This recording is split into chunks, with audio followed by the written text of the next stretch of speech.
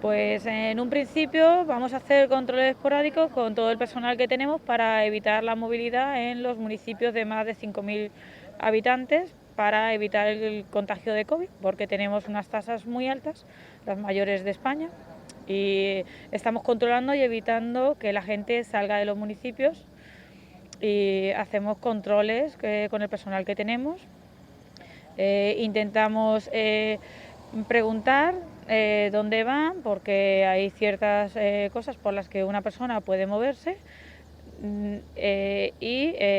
comprobamos el domicilio donde viven y pedimos documentación acerca de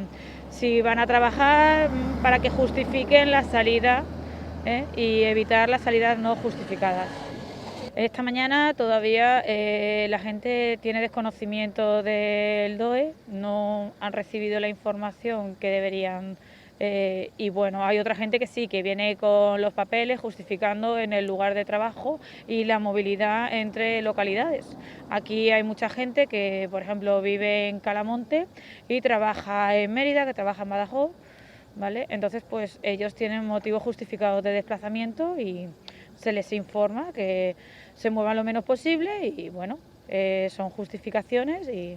contra eso pues no hay sanciones.